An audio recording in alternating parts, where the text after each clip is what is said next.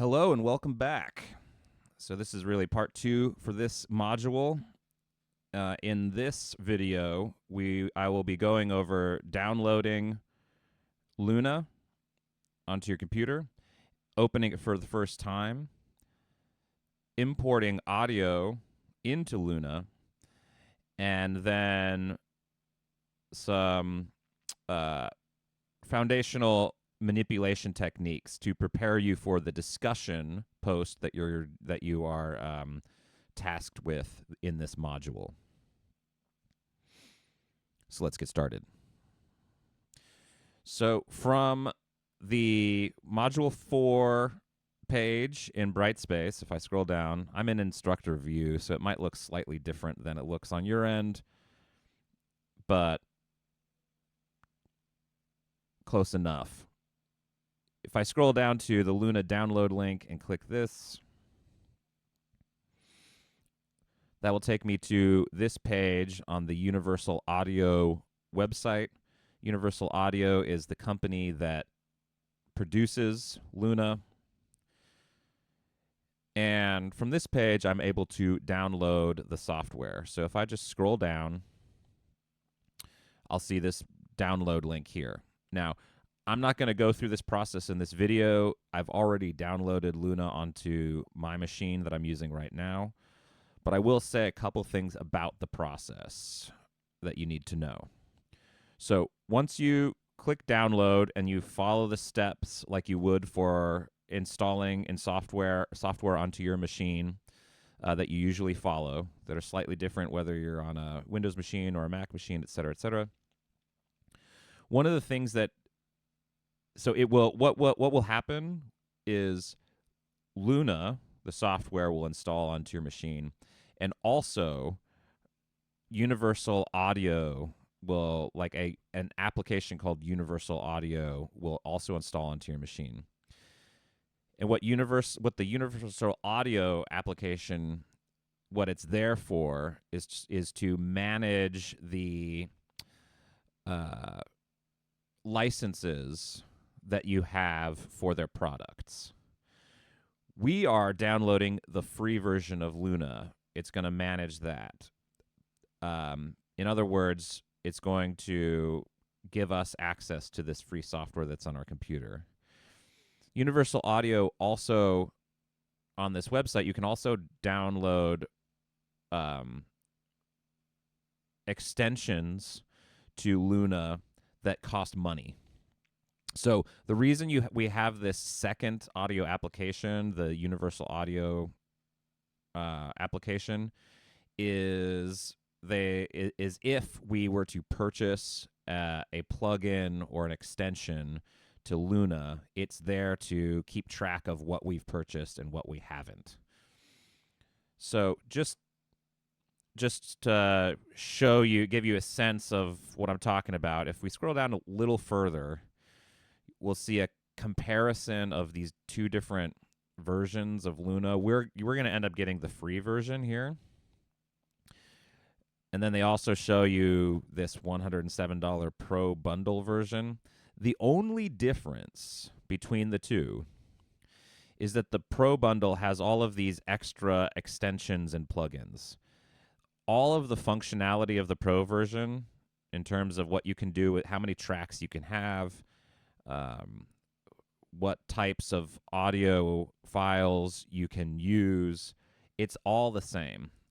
The difference with the Pro bundle is just more stuff is added on. In the future, if you want to add on to Luna by purchasing products from Universal Audio or other companies, you can do that if you choose. Luna is expandable in that way. Now, this may seem like kind of a long-winded intro to all of this, but I felt like it was important to explain why, when you download Luna, it asks you to install multiple programs. One is the program itself, the Digital Audio Workstation. The other is a program that keeps track of your licenses for both the Digital Audio Workstation and plugins that they kind of hope that you'll buy later. Great. So click download, install it onto your system, And once you've done that, you can, and then press pause on this video. And once you've done that, you can start this video again, and I'll take you through opening Luna for the first time and manipulating audio.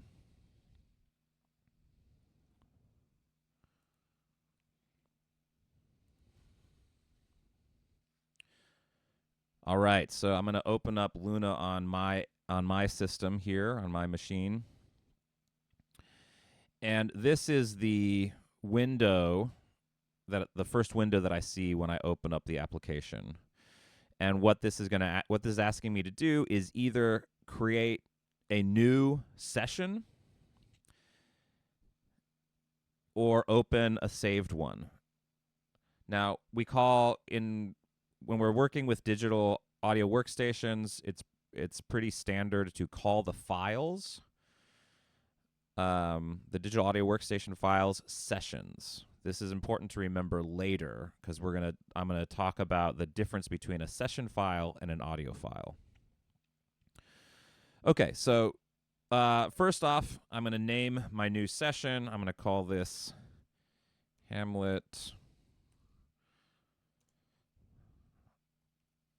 Chopped Up, because I'm going to import the Hamlet recording off of Brightspace, and I'm going to manipulate it, which is exactly what you're being asked to do this week in the discussion assignment. It gives me the option of opening from a template or an AAF file, which is an AAF file is just a way that you can open a session from another digital audio workstation, for example, Pro Tools or Reaper or FL Studio. We're not going to do that. It gives us the option of initiating a tempo. We're not going to do that right now because we don't know what the tempo is supposed to be. It will default to 120. We can always change this later once we create the session. Underneath this, it says location. Now, this is really important because when you're working with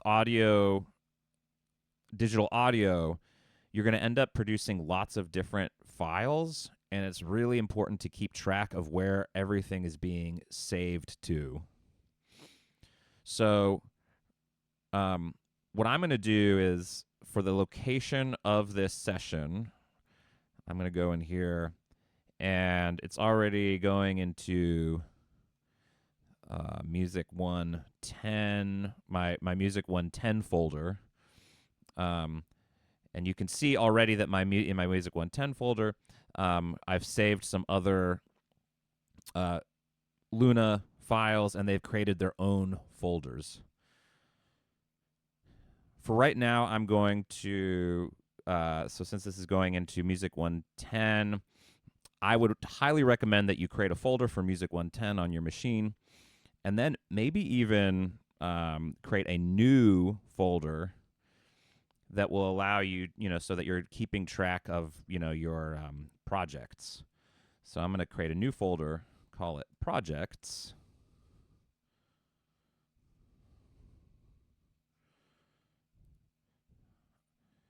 Open that, and this is where I'm going to save this Luna session to, into Projects. So I'm going to select that, and now, from here, I can click on Create.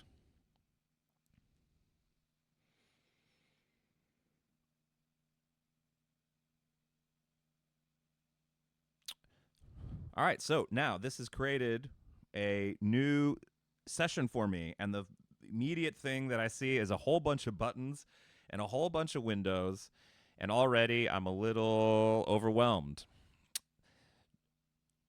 That's okay. We're going to just take it one little window at a time, and we're not going to talk about absolutely everything that we see right here today.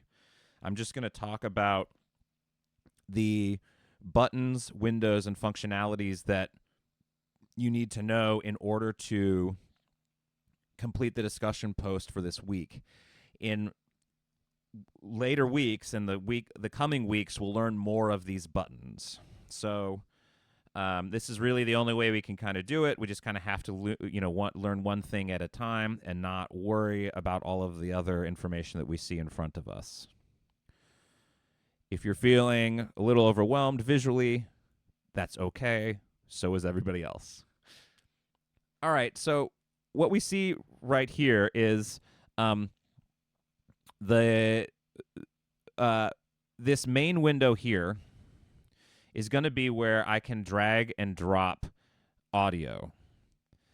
I'm going to drag and drop the file that is in Brightspace for this module in there. So if I go over to Brightspace and then I scroll down to this Hamlet soliloquy audio, I'm going to click here, and this should allow me to download. Now, it will probably, on your end, I hope, it will do exactly what's happened, it'll repeat exactly what has happened here. It's going to, the WAV file has been compressed into a zip folder. It's been zipped. So, and really what that does is it makes it smaller while it's being transferred over the network. And then on this end, I will uncompress it, unzip it. On a Windows and on a Mac, the process of unzipping is different. If the process is ends up being slightly different in your machine, I would say do a quick search online on how to unzip a file on your particular operating system. But for me, what I'm going to do is I'm just going to click on this folder, and I'm going to extract or unzip the digital file that's in the folder by clicking extract all. And this allows me to choose where the file is going to be written to or extracted to. Same difference in this case. I'm going to put this file in the same folder that my Luna session is in. So, Music 110. And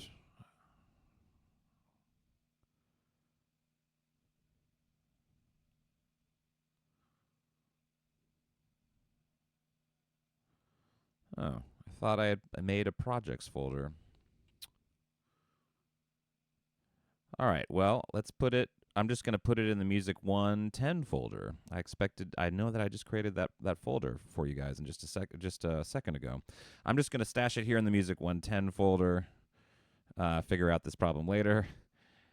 All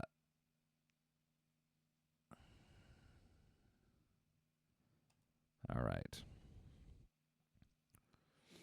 Now, if I go back to, I'm going to find that file that I just downloaded in Music 110. Let's see, great. Now, if I go back to Luna and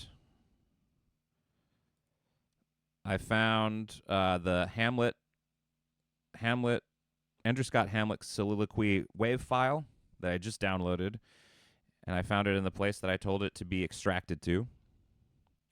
Now I'm going to drag and drop this directly into the Luna window where I see the tracks. So I'm going to drag and drop it right here, okay?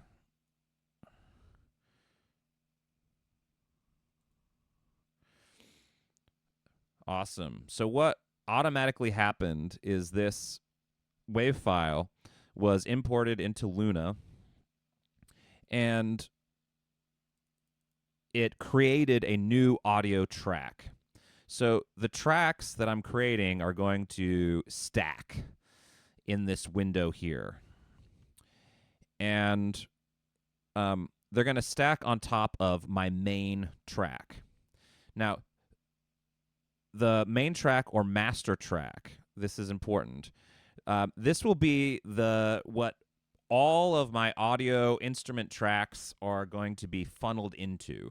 So whatever is being output from Luna to my speakers to my headphones, or when I create an actual audio file, when I'm done, I'm like, okay, this project is finished. I'm going to finalize it. It's going to be whatever is coming out of the main. Everything is being funneled into the main. So this is not an audio track, in the meaning that that I'm not putting digital audio files onto the main track. Instead, the digital audio files are going to their own tracks that are all feeding into the main. Another way to think about this is if let's say I were to put in 7 different wave files. If I were to do that, that wouldn't automatically make 7 different speakers appear in my room, right? I still only have 2 speakers here. So, but I can have as many tracks as I want, but they have to all sort of come together so that they can be translated into electrical energy, which then moves a speaker back and forth and wiggles the air in the room. So, and I only have 2 speakers, so I only have 1 main stereo track. All right, now let me zoom out a little bit.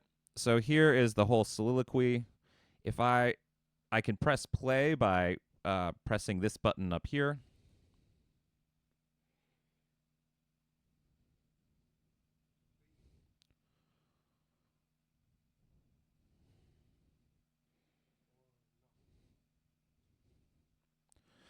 I can also press play or stop just by hitting my space bar. So that can be useful. So I'm just hitting my space bar right now. So that's how I'm able to press play and press stop. I do not have to start at the very beginning of my timeline. So where I dragged the waveform into, you can see above there are these rulers. I'm sort of highlighting now. These rulers up top. Now, the rulers are giving me seconds readout. So we can see oh. So this would be here I'm at 5 seconds, here I'm at 10 seconds, here I'm at 15 seconds, etc. And I can put my playhead, this line that we see going up and down across this entire window, we're going to call a playhead, which is like a playhead in magnetic tape. Now, if I press play, great. So wherever I put the playhead, that's where it's going to start playing. Great. So that's our playhead. It starts wherever I click on the time ruler up here up top. Now, if let's say I can drag this track up and down. This is not going to change the sound of the wave file. It's just going to expand the waveform so it's easier for me to see, if that's what I would like. I can zoom in and zoom out with these plus and minus signs down at the bottom of the window here. Okay. So let me press play.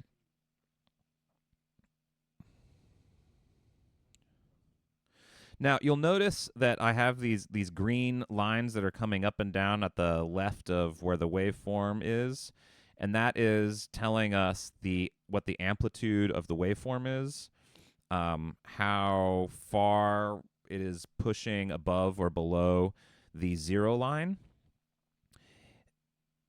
You'll notice that whatever we see as far as like our amplitude readout on the Andrew Scott track and on our mains is exactly the same. Now, if I were to start to add more tracks and stack waveforms on top of each other, that would increase the amplitude in the mains because I would have more than one track, more than one waveform going into the main, adding on top of the first waveform. So why don't I add a new audio track? So the way I'm going to add a new audio track is if I just go up to tracks and press plus, click on audio,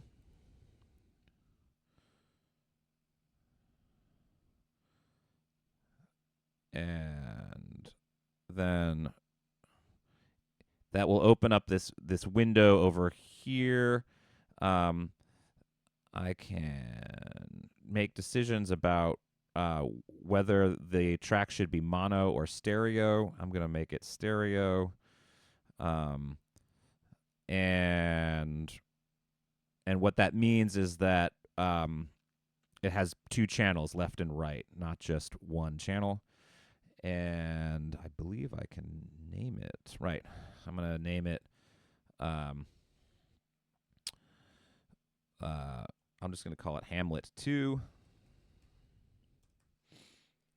And then if I press OK, it should produce another track.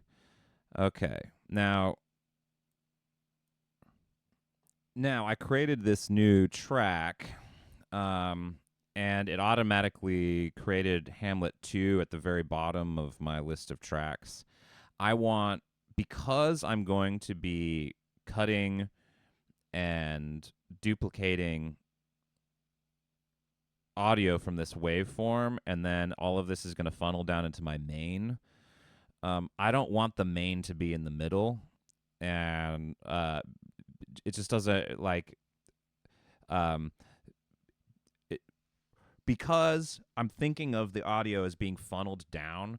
The order in which my tracks are is super important. If I'm going to be thinking about, let's say that I have this Hamlet thing going on, but then I also add some bird sounds. So I have 2 Hamlet tracks and 1 bird track. I'd probably want to keep the Hamlet tracks together on my track list, and then the bird track separate, and then my main at the very bottom. So the way I'm going to do that is just grab Hamlet 2 and move the track so that I'm stacking my tracks in an organized way. Now, let me show you what I mean by how the amplitude of multiple tracks adds on top of each other when it gets into the main. So what I'm going to do is I'm going to select some audio here, and the way I'm going to do that is I'm hovering over the waveform until my cursor becomes, one of the sort of text selection cursor tool. And I'm just going to, whatever audio I select, I'm going to be able to copy. I can either do that by going edit, copy, or Control C, which I think is going to be slightly different on a Mac. So I'm going to copy. Now, so I've copied that audio. Now that will allow me to paste it wherever my playhead is, okay? And I'm going to select this track down here, and I'm going to press paste. Okay, so I just copied some audio from the Hamlet. Let's rename this now to Hamlet 1 to make this really clear. So I just double-clicked on the track title. I'm just going to call this Hamlet 1. So I copied some audio from Hamlet 1 by selecting it.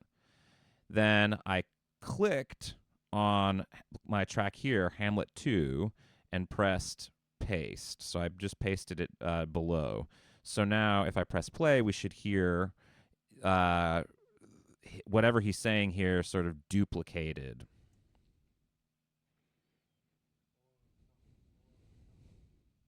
Okay. So I have 2 tracks, right? And they're both going to the mains. Now, what if I were to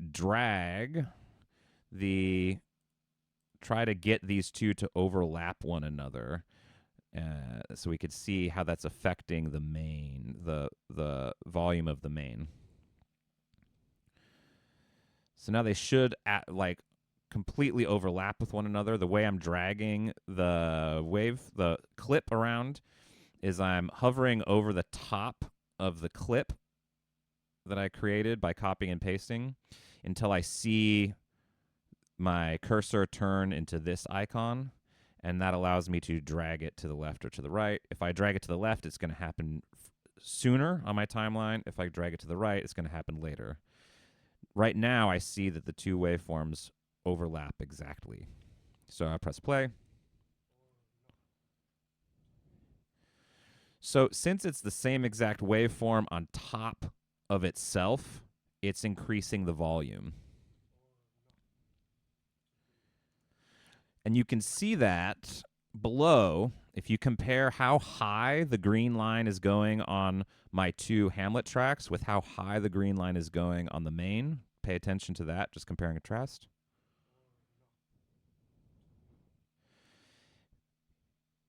So for these two Hamlet tracks, it goes up about halfway, right? The amplitude.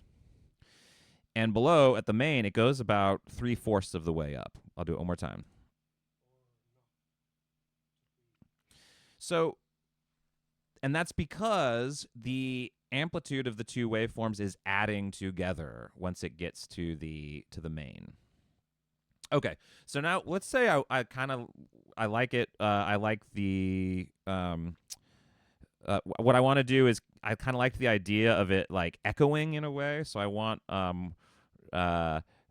or not to be. I'm going to double it, but I want the Hamlet 2 to be just a little bit later than Hamlet 1. So let's say I move it over like that, just by one notch. Okay, that's nice. But let's say I want Hamlet 2 to start closer to when Hamlet 1 starts, so to overlap a little bit more. And I can't you'll notice that I can't really do that. Like I'm dragging and it will just suddenly shift over from one of these lines to the next. Do you see that? It's like a sudden shift rather than a very slow one. And the reason that is because my audio is snapping to the grid is the term. Snap to grid.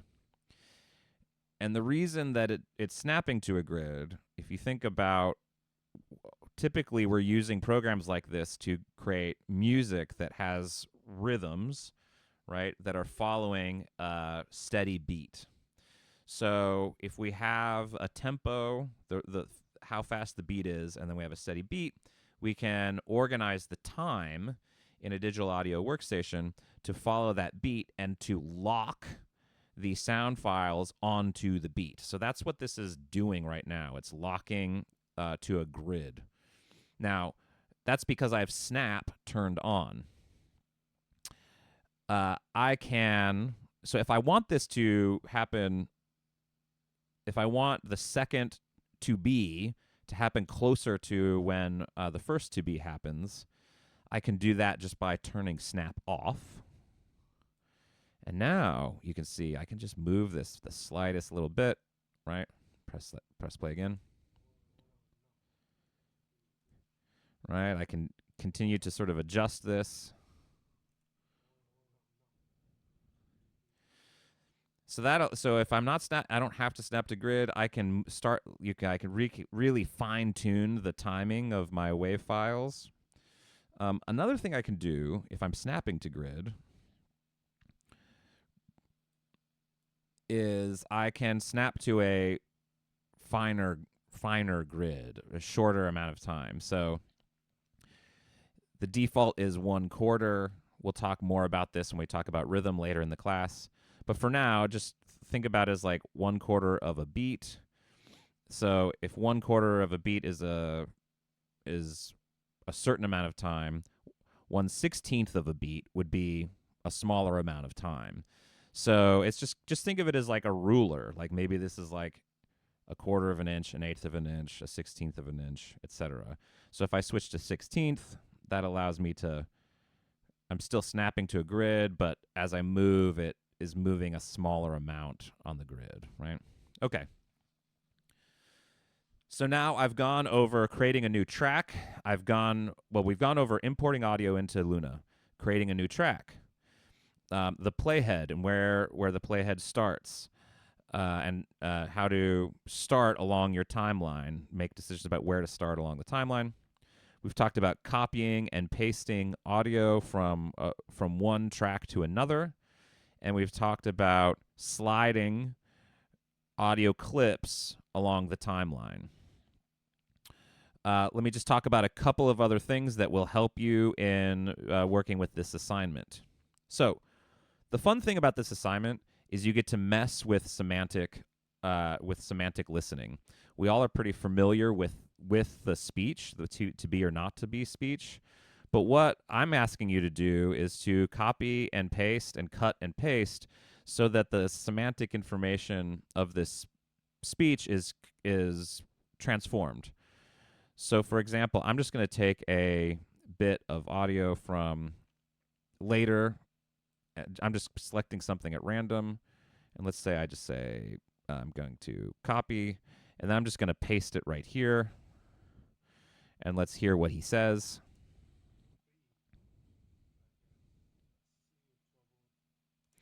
So what I would recommend you do is just kind of go through and find little phrases in here that you want to put into a new order, and either cut them or copy them and then start moving them around.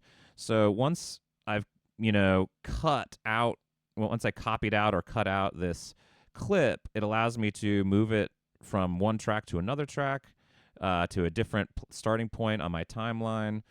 And really, like, I'm able to do this with I'm able to sort of do this with whatever bit of audio that I like. And this allows me to put this into a new order. I could also layer the voice on top of itself by using multiple tracks. And so this is really what I'm asking you to do. Have fun with it. I'll give you one. Let me say two more things about navigating the Luna, and then I promise I'll be done.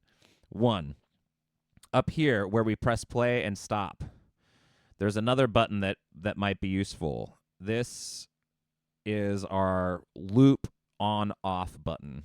So let me zoom in so we can see, so I can explain what's going on with the loop on off button. I actually think it's pretty straightforward. So the loop function is on. Let me press play.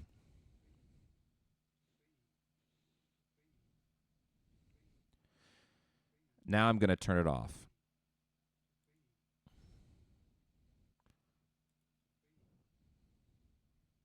All right. Now I'm going to press play when the clip is not selected. All right. And now I'm just going to highlight a part of the timeline. And again, the loop function is not on.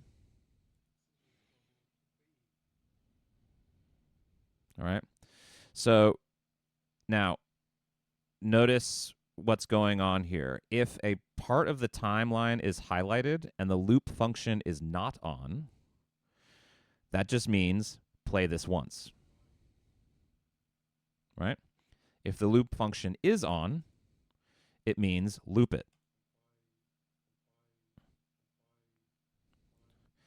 In both cases, whether the loop function is on or off, if nothing is selected on the timeline, it means keep going.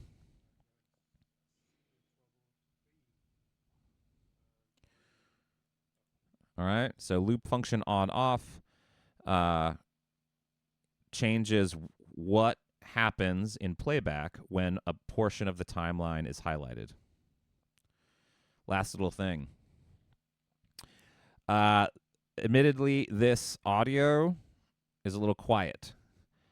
You can increase the gain on this audio by...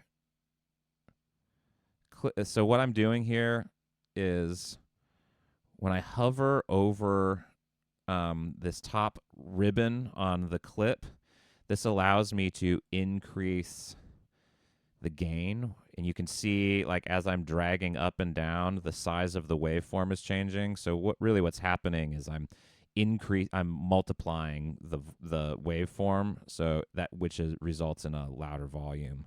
So now I've increased the gain by 8 decibels. I can see right here, and this makes it louder.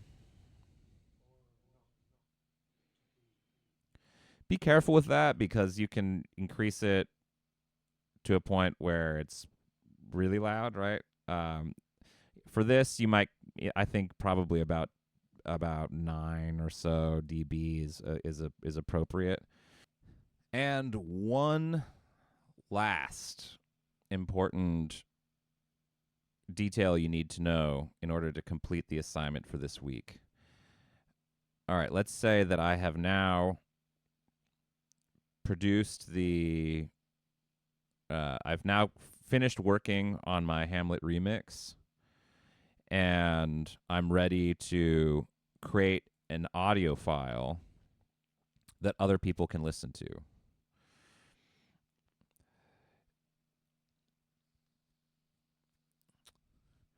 When I save a Luna file, it's not actually saving the actual audio. The way that a digital audio workstation works is the Luna file that I've created is referencing the WAV file that I downloaded from Brightspace. It is not creating a new audio file. Now, the reason that digital audio stations work this way, as we know, audio files are very large. They include lots and lots of information, lots and lots of bytes. So if you think about it like this, if every time I made a cut or a change to a waveform in Luna, it wrote a new WAV file, my computer would fill up with data very, very quickly. So instead, what Luna does, and what any digital audio workstation does, is it keeps track of where on your computer the WAV files that you're working with are saved, and it just references those. So it doesn't duplicate data. But what that means is that for me to then share what I've done here in this session, if I wanted to share it, if I were to just send you my Luna file session, it would not send any of the actual audio data because that's in a separate file. That's in the WAV file that it's referring to. So if I were to send you a Luna file session and you were to open it up, basically you would get some error messages that saying I can't find the audio. Where is the audio? So either I could send you all of the audio and the Luna file session, or I could create a new audio file. And that's what you're going to do in order to submit to the discussion board this week. So this is how you do that. You, on your timeline, I'm gonna select whatever section of the audio that I want to create my remix from. So whatever whatever is selected in the timeline, that's important. I'm gonna go File. I'm gonna go to Export. Then I'm going to click on Mix Down. Okay, this opens up this window over here where it says Mix Down, and it's going to give me some options. First off, we're not going to worry about any of these options for now. Next, we're going to we're not going to click any of this stuff. We're just going to leave it unclicked. Next, it gives me an option of where I want to save the audio, the exported audio file. This is important to keep track of because it lets me know where I can find my audio file later. It should default to a new folder wherever you saved your Luna session to. So, right, my Luna session is called Hamlet Chopped Up. So I'm going to be able to find this file in my Hamlet Chopped Up folder, exported files. So I'm just looking at that so I know where to go find it. Next, my audio file settings. This allows me to make decisions about audio file, about the audio file itself. It defaults to a very high quality uncompressed audio file type. So WAV and 96, a sample rate of 96 kilobytes per second, right? 96,000. So it is defaulting to like the highest quality. So you could this is going to create a very large file. I could export this way. However, knowing that I'm going to be uploading to Brightspace, I do not need a file of this quality, and I'm going to instead create an MP3. Now this gives me a different set of, if I'm going to export to MP3, this gives me a different set of parameters that I can mess with. If I want to export to WAV, I can switch to different sample rates, different bit depths. For this week, let's just create an MP3. And then if I press, let's see, export.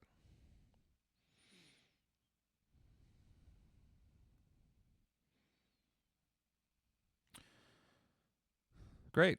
This has created for me this is my MP3, which is the sound it's now been written to an audio file, and whatever was coming out of my main channel is now in this audio file, and I can upload this to Brightspace. And that takes us through everything for this week. So have fun. Again, the steps that you need to take are download Luna, import the Hamlet soliloquy into Luna, practice navigating the playhead around your timeline, then start cutting and pasting bits of the waveform to put the speech into a new order. Once you have created a new semantic meaning out of the speech, go to File, Export, Mix Down, and mix down to an MP3. Whatever the MP3 is, that is what you're going to upload. Have fun, and as always, send me an email if you have any trouble or questions. Bye.